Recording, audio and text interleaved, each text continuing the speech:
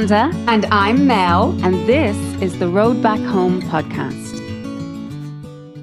So, we thought we would talk a little bit today about self talk, language, the words that we use when speaking to ourselves, either about ourselves, about our lives, about others, and the impact that that can have on us. And we're both, it's a fitting time for me to talk about this. Actually, even though we've had this in the bag for a few weeks, I think we've been wanting to get around to this, but it's very time.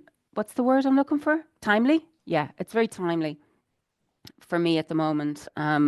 Given that I have noticed some things creeping in. Well, I just notice when it's there. Put it that way.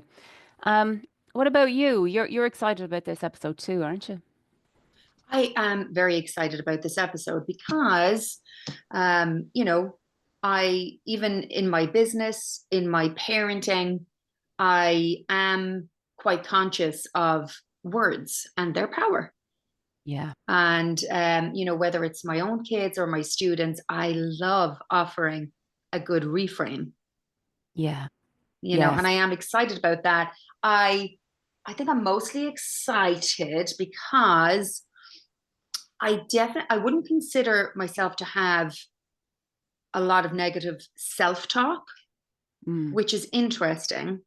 And maybe it's because of, the business I'm in. I'm not quite sure. But I do know that when it comes to choosing words around situations or how I interact with other people, yeah, that's where I tend to get stuck with mm, with words and um yeah, where I need some reframing for sure. You've yeah. helped me with a few reframes on that. Yeah, how we interpret the world, really, isn't it? Mm. Um, yeah, the words that we live by. The I think it was last week where I shared the journaling process that I've been using every evening as a reflective. It's a daily inventory where look over, what I respect myself for, I enjoyed, I helped, and then I get to the part, what's disturbing me, or where is there a disturbance in the force? Is there anything going on? And what I've noticed over the last few days is it started off with general sense of unease, right? And it just showed up a few days. I was like, I just have a general sense of unease or anxiety. And then it kind of evolved into me naming, I was like, feeling sad, feeling lonely, um, feeling down and low. And then it kind of evolved into yesterday. I noticed myself, when I say myself, I noticed in my, you know, what would you say, just in the force, that there was a kind of self-doubt creeping in, and there was a bit of, oh, here you go again, Amanda. So there was a narrator in my mind.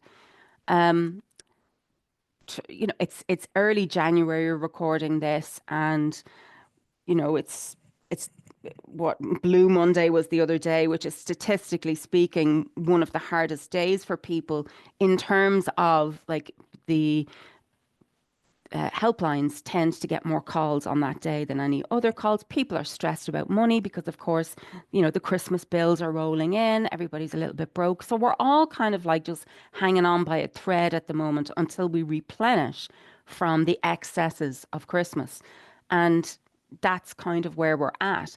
And so that started, I think, to take an effect on me. And when I am vulnerable, I have the failure narrative. The failure narrative comes in, tells me that I'm not doing enough, or everything that I am doing isn't impacting, it's not impactful enough, it's not a good use of my time, or I'm not sure that it's a good use of my time, whatever it is. Um, and so failure has been a big theme for me for a few years without knowing that it was, because I was trying to outrun it and I was trying to just suppress it. But I kind of acknowledge the fact now that there is some kind of scared part in me that tries to, I don't know, stop me or whatever by protect me somehow, because we have to assume good intent of even our scary parts that tell us things. They're trying to protect us in some way. So yeah, I have one of my ongoing narratives is the failure. narrative. So, yeah, you've actually triggered something in me now that I wouldn't have considered a form of negative self-talk, but it is Go just on. from hearing you explain that. So, for the last, I don't know, several weeks, months, I mean, it could be even longer. I find myself, especially when I get stuck in a place where I'm feeling very stressed and overwhelmed, I go into a place of, ah, I miss the old days. Life was more fun then. Yeah. Life was easier then. I was happier then. I miss all of that. Mm-hmm. And I've never really opened that up to see what is that? What are Mm. you referring to? Are you going back as far as school, college, pre-kids, Mm. pre-marriage, 2 months ago? What are you going back to? Mm. So what I'm actually telling myself is my life now is not fun. My life now has not got the joy that it had then. My life now is hard. If I keep saying it used to be easier, so I could be perpetuating that stress and overwhelm by constantly comparing it to how I felt back then, whenever that was. Yeah. Yeah. Yeah. That can't be good. Yeah. Well, if it makes us feel like shit, it's not, I suppose, Yeah. And it's not that these, like I said, I like to think of these narrators in our mind as having good intent. How they go about it may not be the best way, but it is kind of like, like turning towards, like for example, this failure narrative. I recognized last night that it was kind of creeping into me because I, will I say I overworked yesterday? Maybe I did. I did a 14-hour day yesterday, and by the end of it, like I started work at 8 a.m. and I was still working at 10 p.m. Right? I was doing my day job till whatever, half four. Then I came home. I started on my own thing at five. I took a dinner break and I was still tapping away at the computer at 10. And I started to feel like I wanted to throw the computer out the window. Um, Even though the job that I had got to do was a 2-hour job, but I ended up getting sidetracked as I often do and doing another job which added an extra 2 hours onto it. But anyway, all of that to say, that's when the voice was like, oh, here you go again, and blah, blah, blah, blah, blah.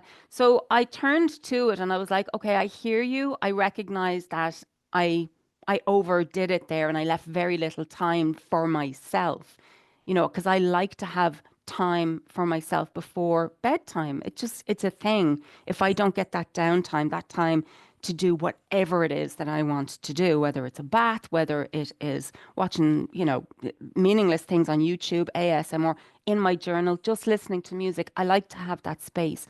So I was able to say to it, okay, well, how you're going about trying to scare me away from doing what I'm doing doesn't feel good. So let me just acknowledge that maybe you're coming from a place of concern that I'm overdoing it, and I recognize that and reframing. So we're going to kind of like unpack all of that today.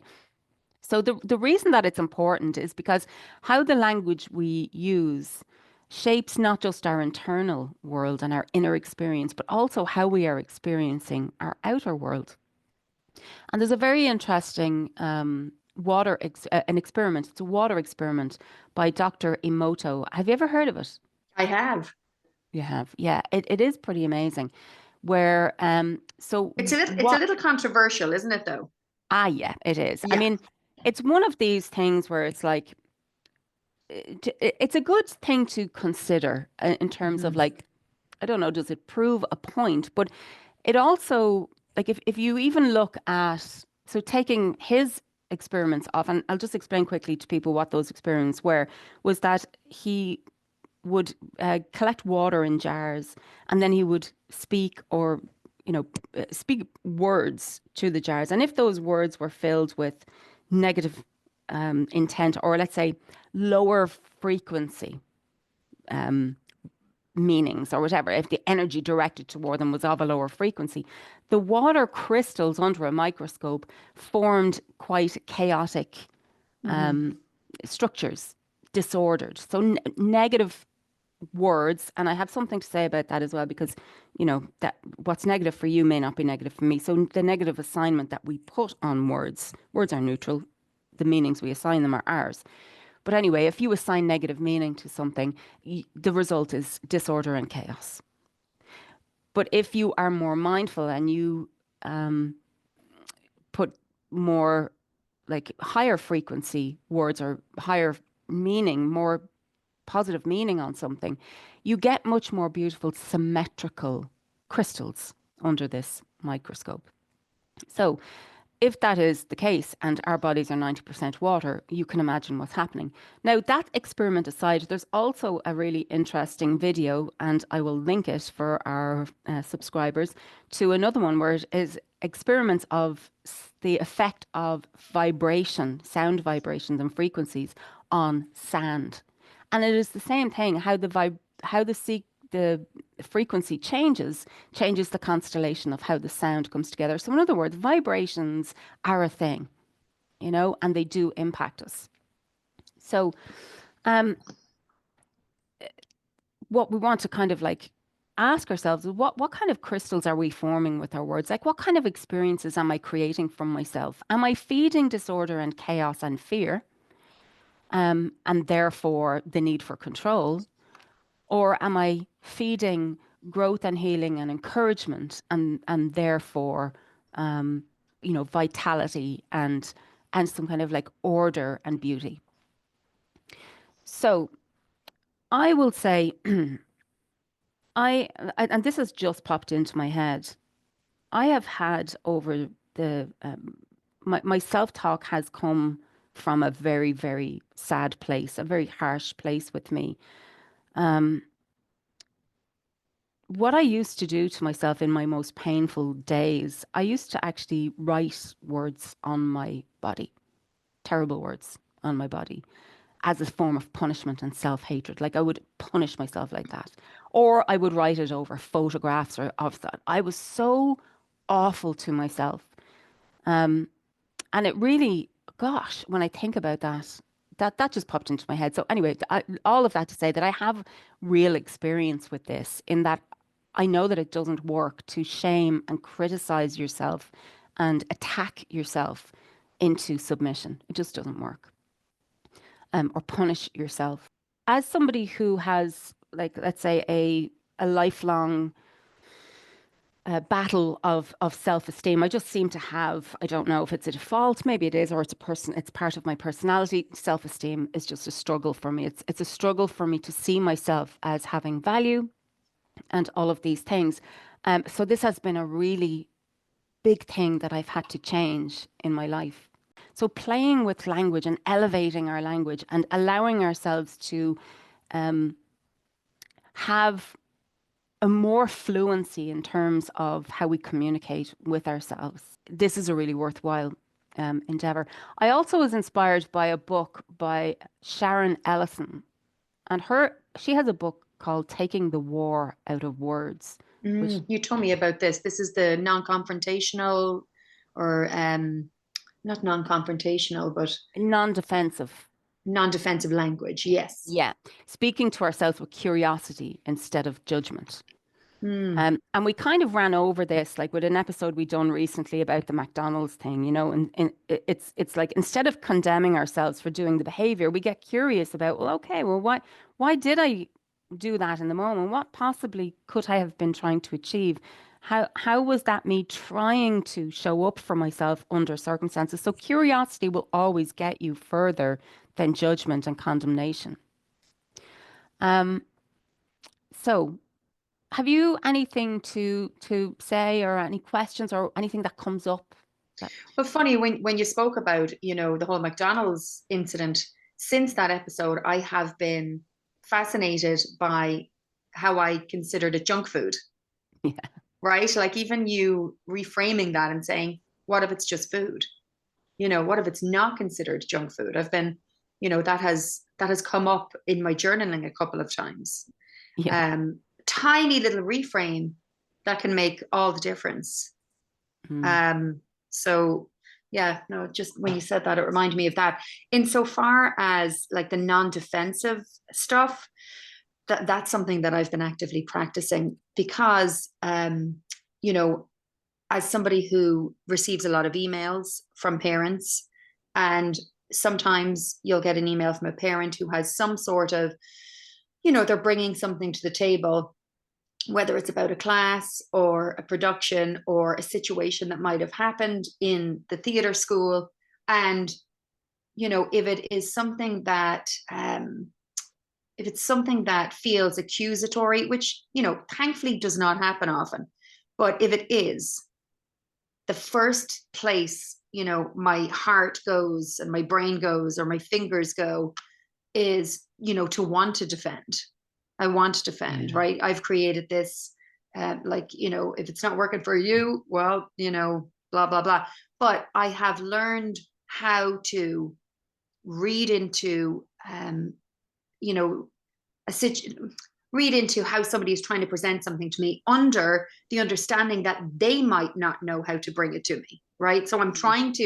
I'm trying to take the subjectivity out of the email and Yes. really just focus and hone in on what is the issue and only responding to that, right? So Yes. if it's like my child was told that they couldn't, or my child went to go to the water bubbler and there was no water, and it was as a result of that my child was dehydrated and cranky and then came home, and we got the brunt of it and da da da. So I would hone in on the water bubbler and say, apologies that we didn't have enough water at that time. I will make sure that we do. I really appreciate you bringing that to my attention, rather than go into the defense of, it's not my problem that your kid came home and, bit your head Mm. off. That's a you problem.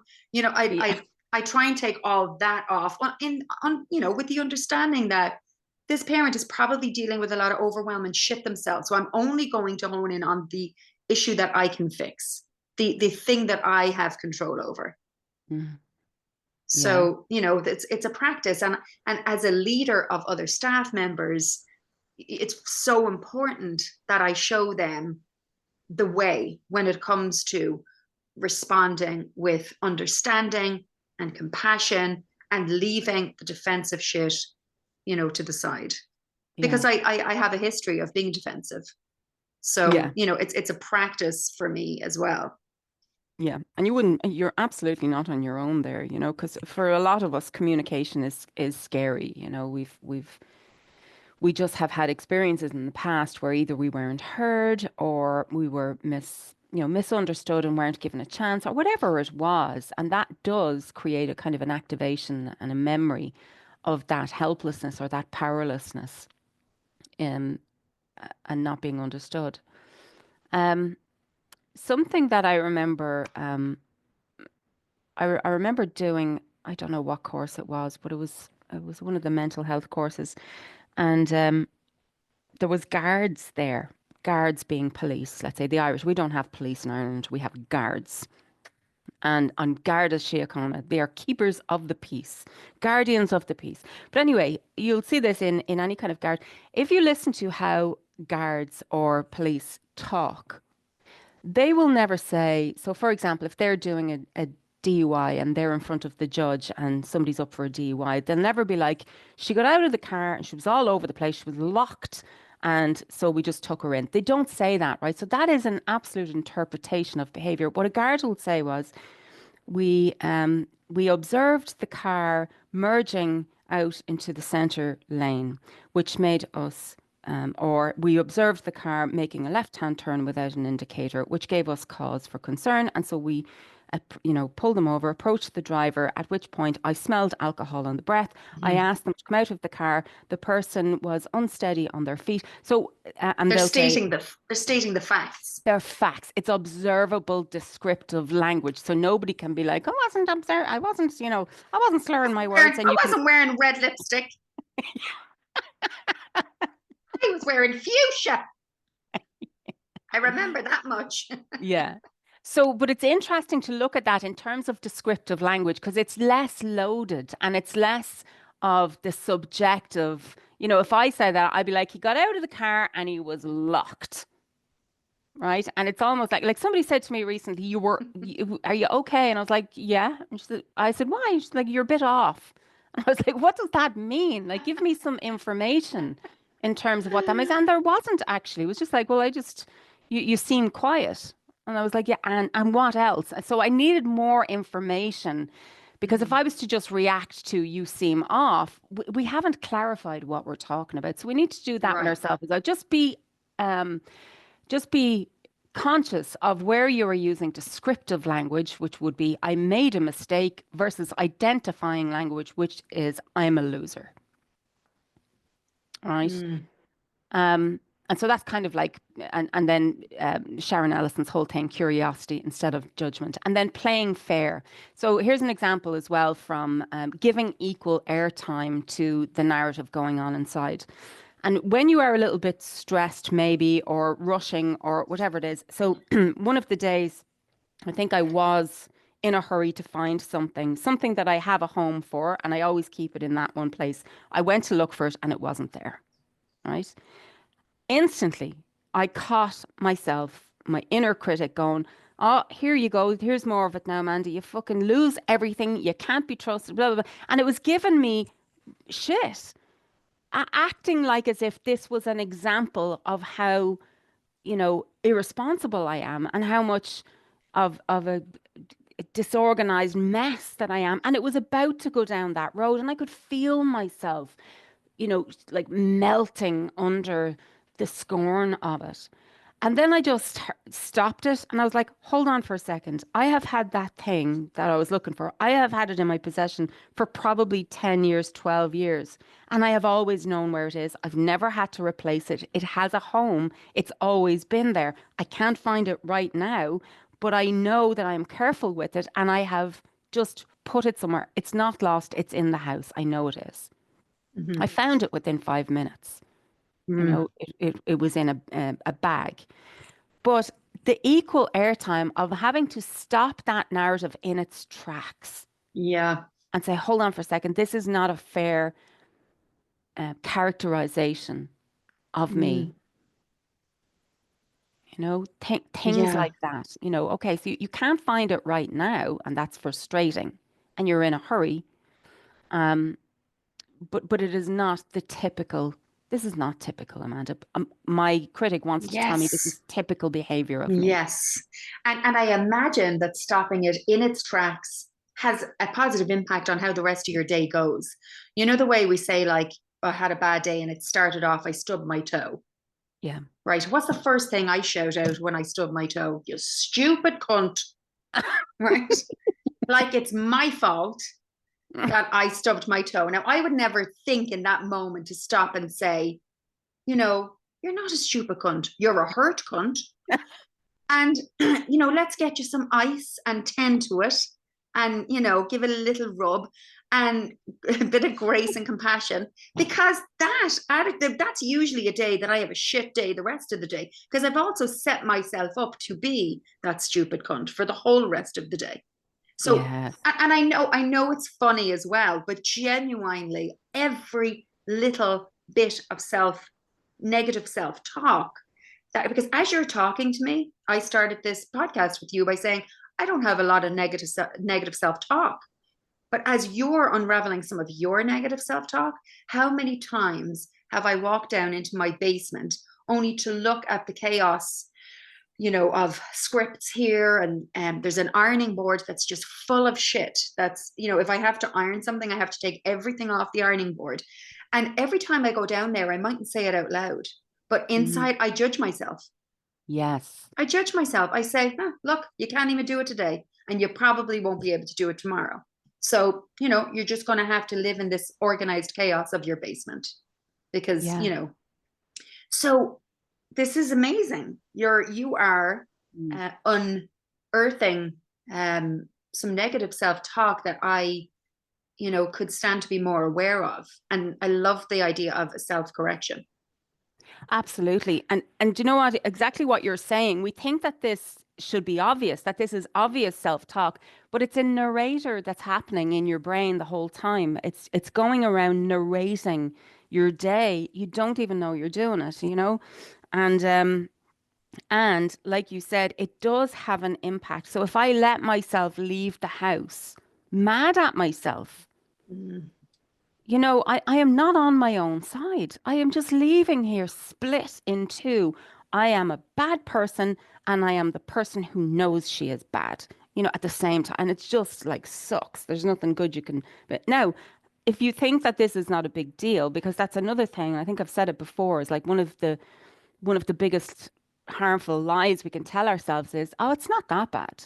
And we tell ourselves, I do it, but I'm not that bad. It doesn't matter how bad or not you are at it, but we need to catch it when it is happening and just be Mm, aware so that we can put something else in its place. Um, and to imagine it, like, can you imagine if you had somebody who walked around talking to you like that? mm, Can you imagine? mm. And there are people, God, like, love them, who live with people who have nothing good to say about them and whose entire thing is beating that other person down. In other words, it's abusive. Abusive, yeah. And it doesn't become not abusive just because it's happening inside you. Hmm. So it is abusive. It is a way that we are abusive towards ourselves. And I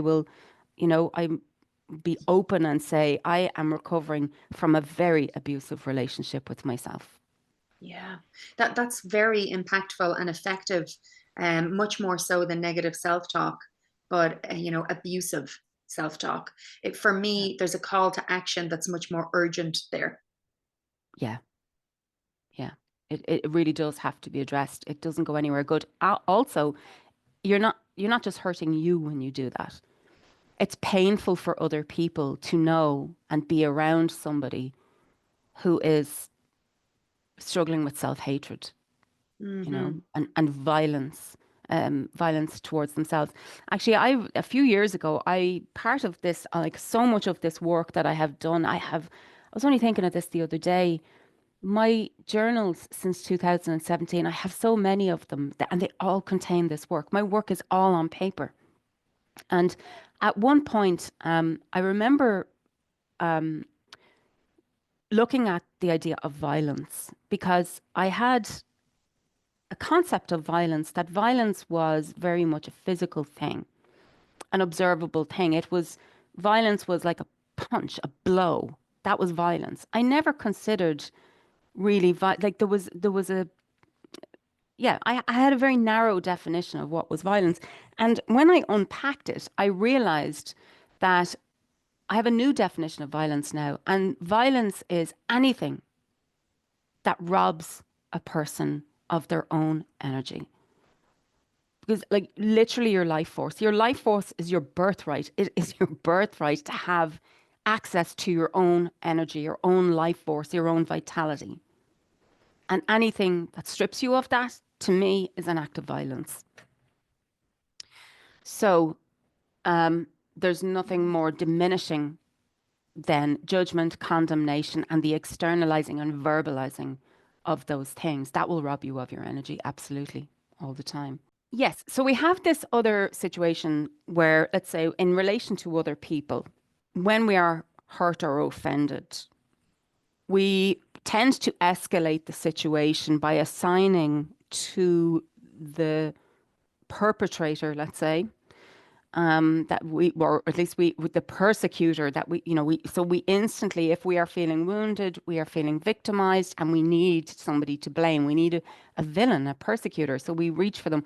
And we will often, like, if somebody comes and says something to you, offers you feedback, even if they try and do it in the best of ways, and they're just communicating, and we take offense to it and get really defensive and run away, what we will then tell ourselves is something like, she just came along and attacked me, or she bit the head off me, or she blah, blah, blah. And so we assign some kind of, do you know what I'm kind of trying to say there? Where the escalating of what happened, instead of saying, so somebody comes to me and offers me some feedback or something, or even if it's a customer or something like that.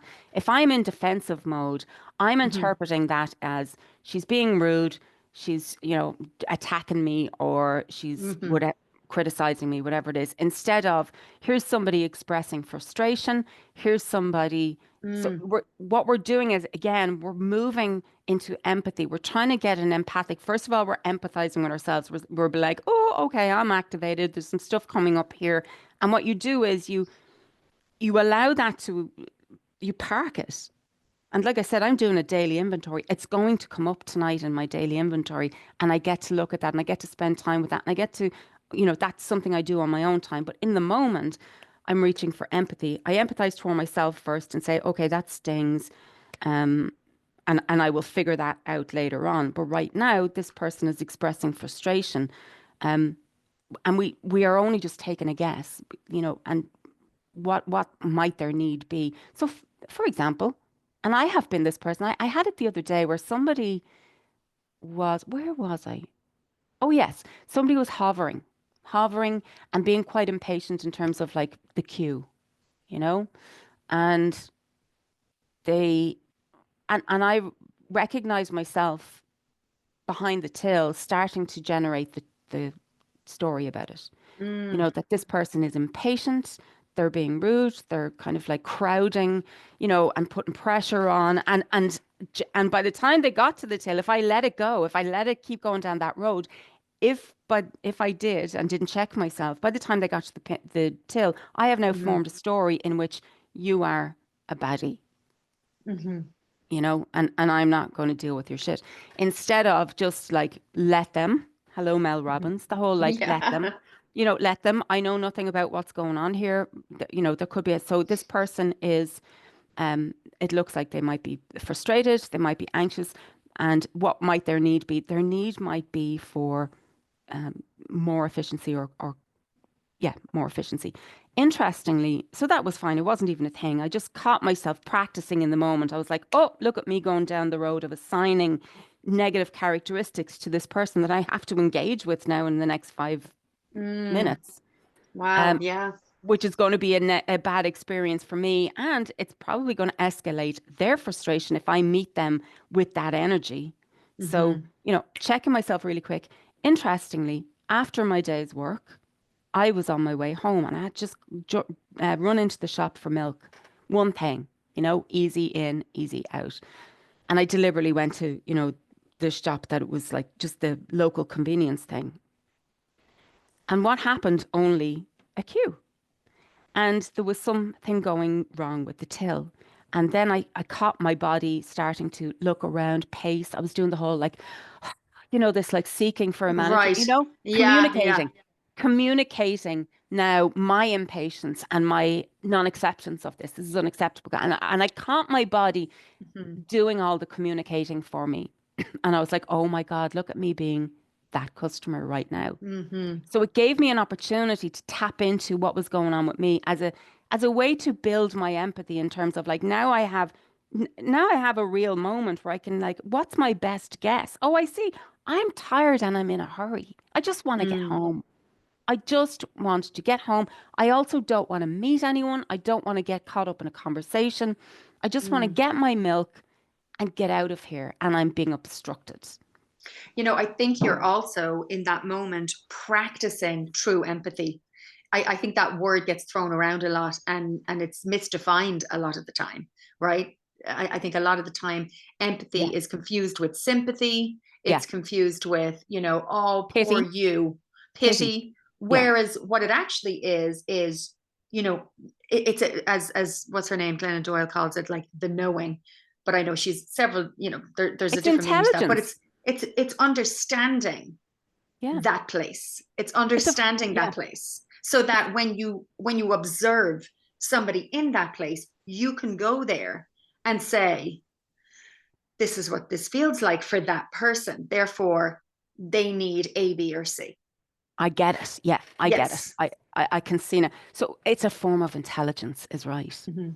So it is very interesting when you catch yourself being, quote unquote, that person that you only a few hours ago you were ready to judge and condemn and write off as Yeah. impatient. Suddenly I'm like, oh yeah, that person could, we don't know. We just don't know where they're coming from. Anyway, so this is another way of like practicing in the moment about the story that we are fabricating in our minds, either about a circumstance, a person. Um, in that situation, I was let's say the teller and they were the customer. And then flipped around only hours later, I was the customer and the teller wasn't being quick enough for my liking. And I was able to also, because I had just been her, be like, well, this sucks for her too, because now technology has made her job hard to do. She has to call somebody to unlock the computer that she Right. has no power over. And it doesn't help having an impatient looking customer standing in the queue communicating their disapproval. So I was like, well, let me not be that person. Let me just fucking relax for a second. Yeah, and did you choose to stay and Oh, wait, I or did. did you leave?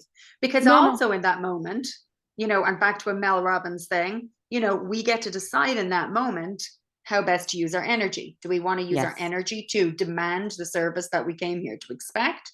Mm. Or do we want to say, I'll get milk another time at another place and leave? Yes. Or stay with patience and grace and compassion? There are options. Yeah. And funny enough, in that moment, I did do a mental calculation because I was like, oh, well, I could just leave and do this later. And then I was like, but I don't want to leave the house later because I know when I get home, I have things to do and a job to do, Hmm. and I'm going to get stuck into it. And I was thinking of tomorrow, me, and my morning. I wanted a cup of tea in the morning. Hmm. And so I wanted the milk, So it was you worth know? waiting for. Yeah. I made, yes, so I made all of my kind of like cat. So in that moment, like there's so much mental like gymnastics going on as well in the moment. But again, it was like using information, intelligence. I used a lot of things to navigate with what is really just a daily occurrence. But do you see the way you can use it all to grow your skill set? Just privately, Hmm. quietly. Nobody knew I was doing anything. Um, even though I was communicating with my body until I caught it, I was communicating impatient customer, you know? Hmm. And then I was like, no, I'm just, it's literally that I'm just tired and I want to go home. Like it's not an emergency. Anyway, Yeah. that's all that. So, the reframes, yeah, you're saying, and also I'm not escalating tension because here's the important thing. I have to be careful of tension because when my body is filled with tension, that's when I want to hit the emergency eject button. That's when I will abandon myself. That's when I will, just jump in. I'll be like, oh, fuck it, I might as well eat. Hmm. The tension that so we have to be so careful of that tension building up in us and not escalating it. Okay, so another reframe. By the way, so somebody I love for this work is Marshall Rosenberg. He's the creator of what was called nonviolent communication. Hmm. I don't know if they're still calling the model that, but the book is nonviolent communication. But if you go on YouTube and Google his name and the nonviolent Hmm. communication, and I'll also put that And link. actually, I remember you suggesting this as a great parenting tool. Yeah, it's a needs awareness. So we're developing a needs and feeling awareness. It's another kind of form of intelligence where we can that helps us. It's an empathy based model.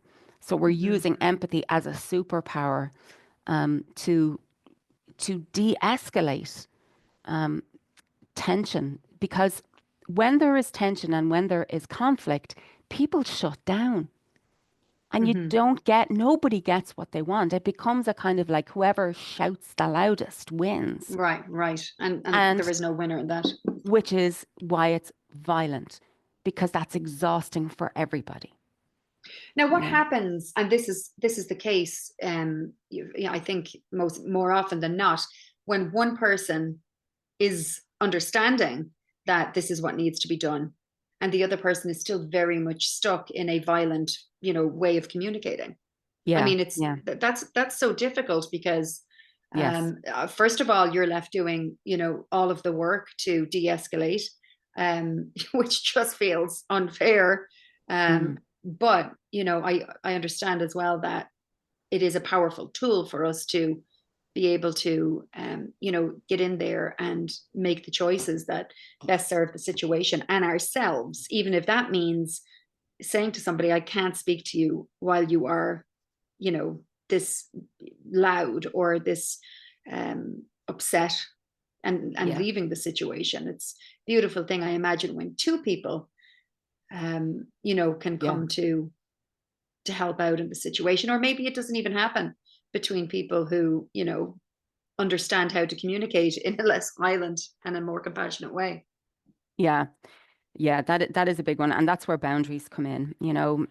It can feel very unfair, and I think it is quite normal to feel a little bit of injustice because, especially when you're trying too hard, so hard, and what you want to do is communicate with this person, but we have to constantly watch out for the urge to control the situation because we Mm, want, so there's a great like yeah. letting go of those not in recovery is it's from the book The Language of Letting Go. And if I can find it, Is uh, that a, trying to think, is that a brown book with a butterfly on it? yes, Yeah, I have yes, that. yes. And February 12th is letting go of those in recovery. And it's a lovely thing to consider. So it's about like picturing a bridge on, and on one side of it, your job at like when you're not looking after yourself, you're on the dark side of this bridge. Um, and we are coping with that darkness either through whatever it is. Some of us will drink, some of us will use drugs, some of us will use sex or food or whatever it is, or some of us will obsessively focus on the other people on that side of the bridge. So we'll obsessively try, come on, let's cross the bridge together, come on. And we're waiting for someone to cross the bridge before we will allow ourselves to go. And it's really hard to walk over on your own. So yeah, we learn these skills with the knowledge that some people are not going to join us on the other side of the bridge, and sometimes that's going to create urges in us to drag them over or try and want to use our new communication skills to finally get what we want about the person. But we used to use boundaries and acceptance. We accept what we are powerless over. I am powerless over the fact that you are not communicating with me right now, or you're not open to communication with me. I'd like, there's nothing I can do about that. So I think in a situation like that, it is more a case of boundaries and more like clear communication. I'll give you an example of something that worked for me one time. And um, it was like, it was all I could do in the moment. And I'm going to have to throw dad onto the bus again. Oh God, poor dad. We love you, dad. But, you know, as you know, like anyway, Dad loved my dog Ted, but he especially loved feeding my dog Ted, and which isn't always a good thing. You can't just keep feeding it. Anyway, I had this thing where Dad would buy like these cheap, horrible pound shop rawhide bones for the dog, and he'd give the dog the bone, and then my dog would end up vomiting the bone up later on. So it wasn't a good thing. So my dad then, after having said to him 1,000 times, like, please don't, like, stop giving him shit, stop giving Ted shit, and Dad would take that as a he Yeah, did not like being told what to do. yeah. Right? Did not like it, and did not like to be scuppered. And anyway, so I said to him, never having listened to my request, what he started to do instead of listening to me was, can I give the dog a bone? Then Mm, he'd start asking me, can he do the thing that I've already clearly stated I'd rather you didn't do? And what I, in the end, realized, and I think it was after probably just accepting that if I say no, I'm going to end up with a kind of this kind of a reaction. And it's going to go. So what I started to do, and I only ever had to do it once, I said, hmm. you can absolutely give him the bone, but let me tell you what's going to happen when you do. You'll give him the bone, you'll be happy, he'll be happy. You'll leave here, and then I'll go to bed tonight, and at 2 o'clock in the morning, I'll wake up to Ted puking, rawhide, undigested onto my carpet at 2 o'clock in the morning. And then I'll have to get up and I'll have to clean it up. Um, and I'll have to let him out and probably mind him for the night because there'll be lots of vomiting, and I'll have to deal with that. And then I'll miss a night's sleep. And then tomorrow I'll wake up and not having had a good night's sleep, and I'll be cranky for the day. So if that's what you'd like, give the dog a bone. Ah, oh You can God. absolutely give the dog. So in other words, what I did was I gave him the freedom to choose. I didn't tell him what to do. He asked, and I said, Yeah, you can, but I'm going to just like, basically, I'm going to spell out the consequences of the behavior now. Hmm. And if that's what you want, well, go ahead. Yeah. And it's not what he wanted. Do you know what I mean? He'd be only thinking short term. He just wants to give the dog a bone because it feels good in the moment, Right. you know? Yeah. So all I'm doing is spelling out the greater picture and I'm giving you the autonomy to decide. And he didn't give Ted a bone.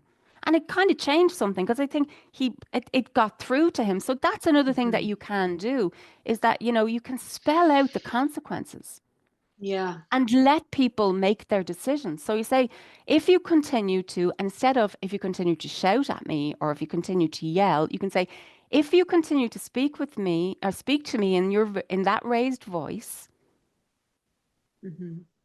I'm going to leave the room and, we'll have this talk another time. Continue, like off you go. If you want to continue, that's what's going to happen. So I'm going to let you decide what you want to do right now. I think you've used this. I think I've heard you use this before Yes. as a Yeah. parenting thing.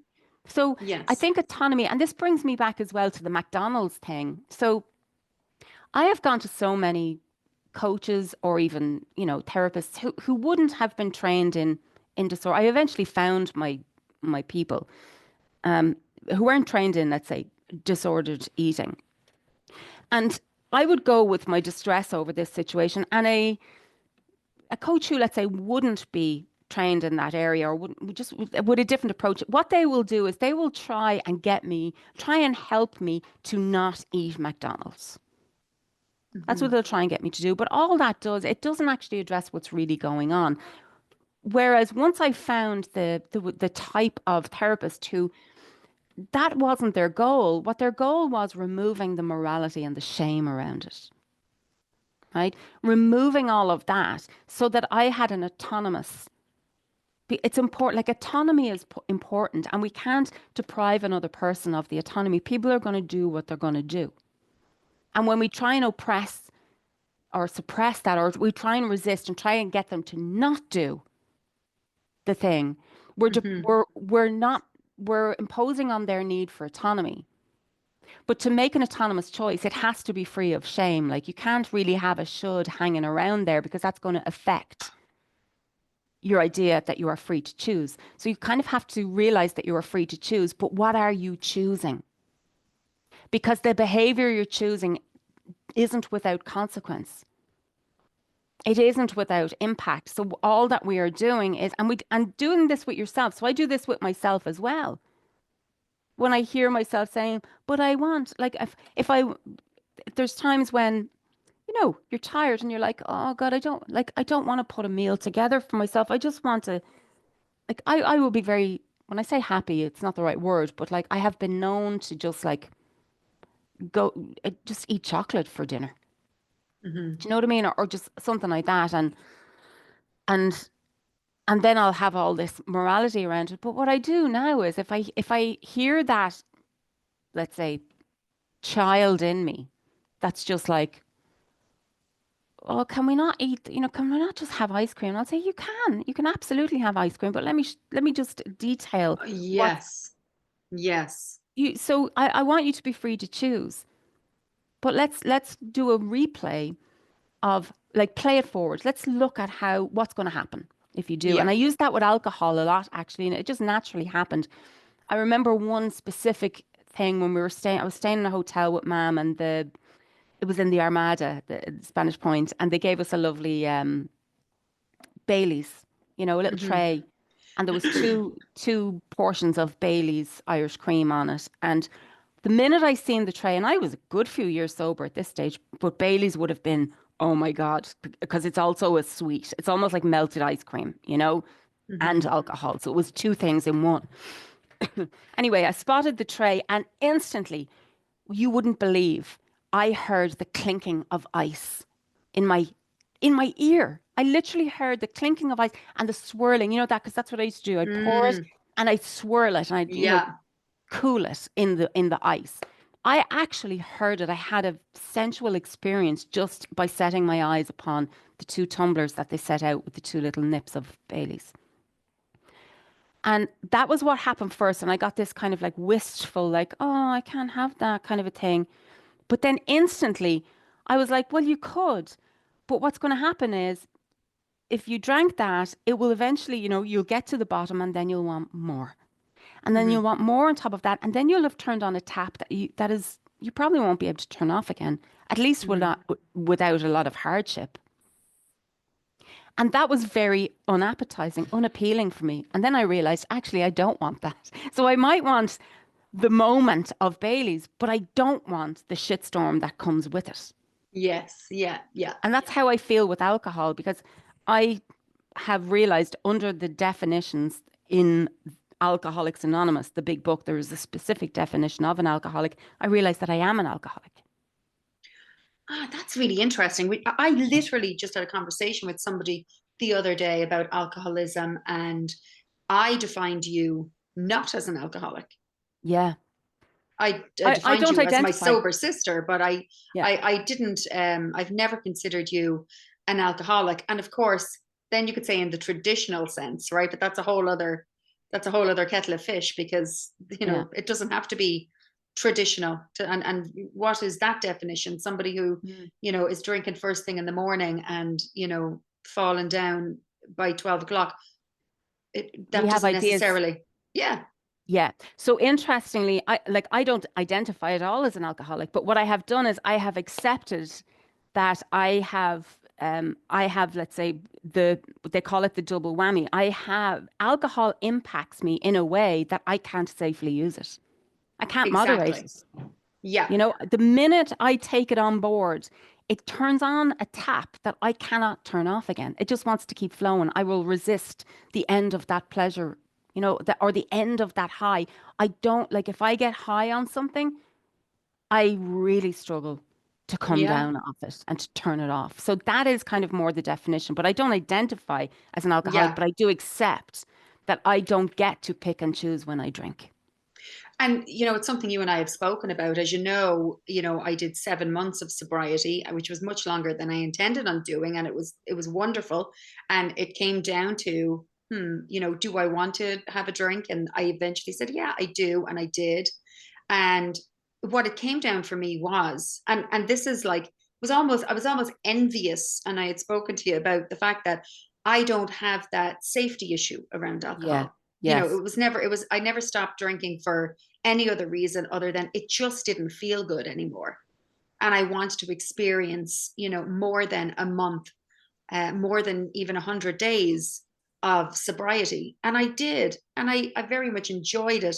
But I didn't have, as I would call, like, well, as you said, you stopped for safety reasons. Had I stopped for that, I feel like I probably would have continued, right? Mm, But yeah. I missed it. But what I wanted to go back to was that whole ritual of you sitting down with the Baileys and the clinking of the ice. So I was recreating that in the 7 months that I did abstain, and I fell totally in love with a company that I still use because since going back on alcohol, it has been very interesting. I feel that I have a redefined relationship as a direct result of the abstinence because I've learned that there are other ways for me to socialize and it doesn't always have to be alcohol.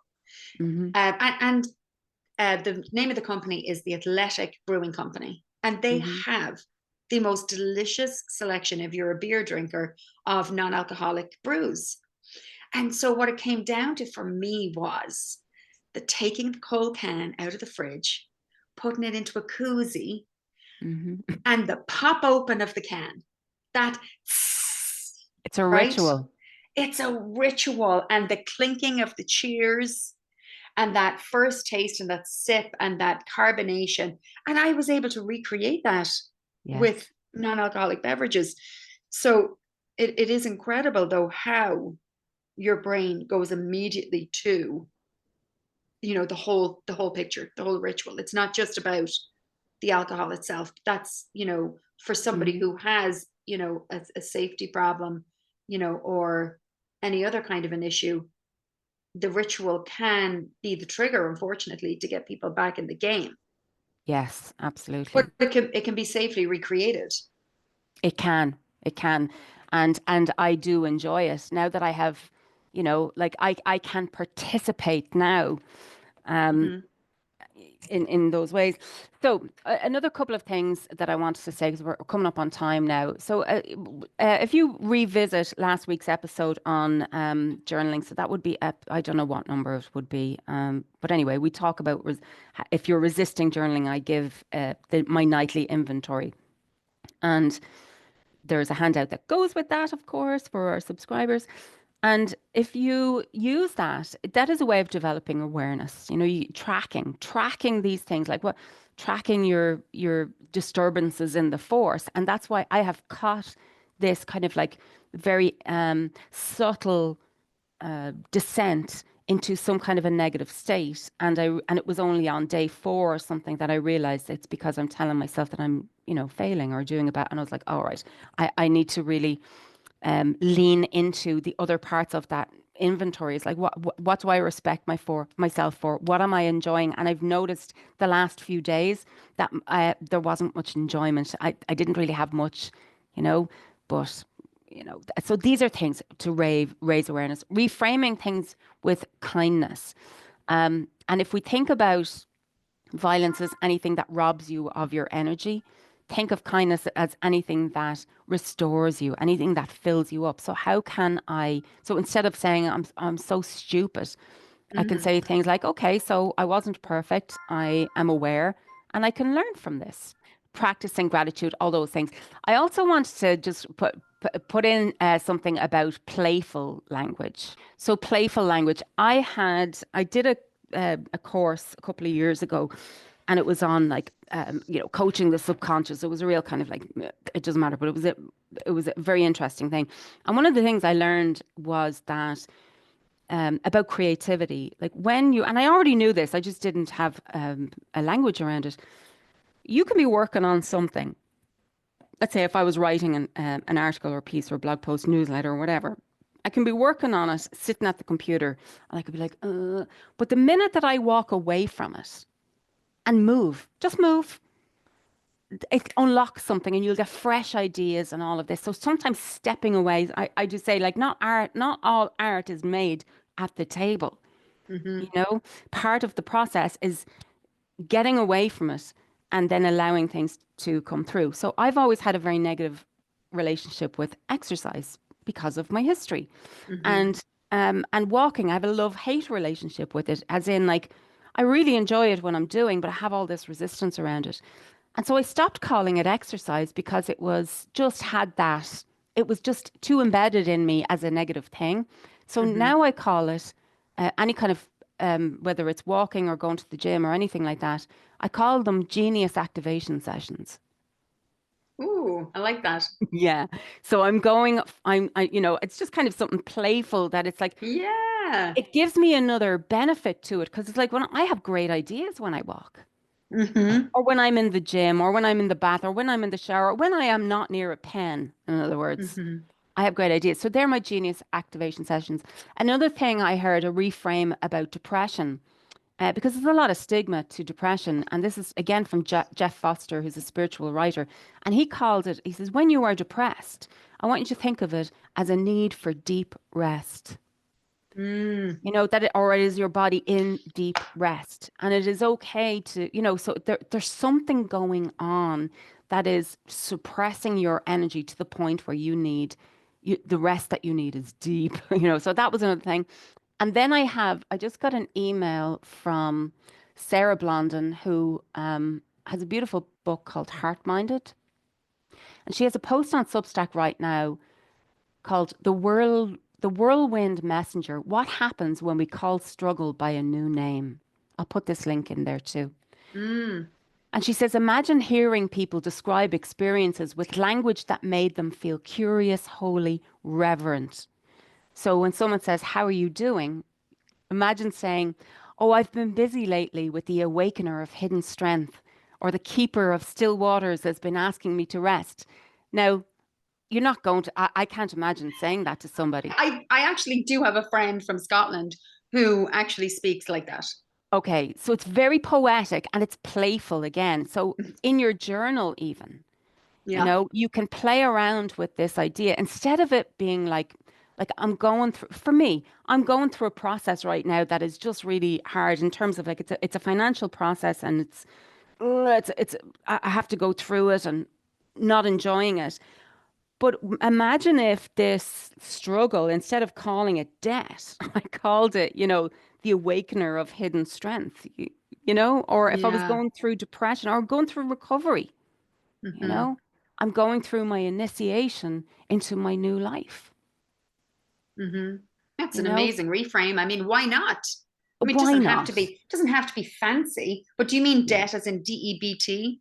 Yes. Yeah. So what about just I'm going into the learning of finances? There you go. You know, I I'm mean, learning. just Yeah. simple. I'm learning something really valuable here. Exactly the Yeah. way that I was able to learn standing in line in Spar more about what it is like to be an impatient customer. Hmm. Do you know, you're always learning. I So love it. language is the way we can do that. Back to the genius activation session, which I absolutely love, so much nicer than exercise. So, in a 60-minute drama class at Melodrama, we spend the first 30 minutes playing and the last Love it. 30 minutes rehearsing because Yay. it's when the best of the kids come out. Because It's amazing. we've used the play to loosen everyone up, to break the ice, and to get the creative juices flowing. And it's always a better rehearsal when we play first. Isn't that interesting? Yeah. So Yeah. like this is important stuff as well. This is well, it's do you know what it is? It just gives you more access to the reframe Yes. because The because reframe. the meaning is everything and the meaning is that's what you can control. You can't control what's happening, but you can control the meaning you assign to what's happening, Yep. you know. Love that. I just wrote down reframe in big letters. Amazing. Okay, well, we'll leave it at that. And thank you, as always, for listening and for sharing and for talking to us and sending us messages about how much you're enjoying the podcast. And we are too. And we'll talk to you next week. Bye.